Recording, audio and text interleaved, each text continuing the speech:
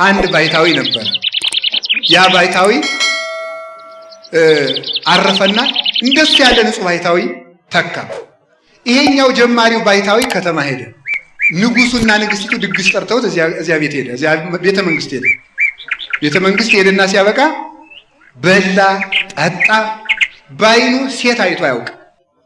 እንደዚህ አድርጎ በልቶ ጠጥቶም አያውቅ። በልቶ ጠጥቶ በሉ አባ በጸሎት ይጸልዩ ብለው አይችተኙና ይጸልዩ ብለው ትተውት ንጉሱም ቤተ መንግስቱ ገባ። ንግስቲቱም ከራሷ ክፍል ገባች። ሌላውም እንደዚያው ሌሊት ተነስቶ ከንግስቲቱ ሄደ። ለክፋት ማለት ነው።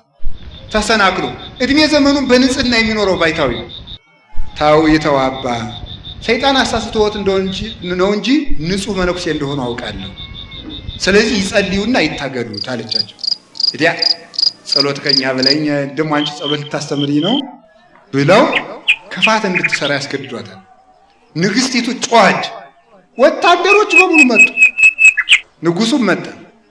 ምን ሆነሽ ነው? አባም ለፊቱ አቁመዋል። ምን ሆነሽ ነው የጮኽሽው አሏት። እኒህ መነኩሴ የሚጸልዩት ጸሎት ሲጸልዩ ካፋቸው የሚወጣው ብርሃን አስደንግጦኛል።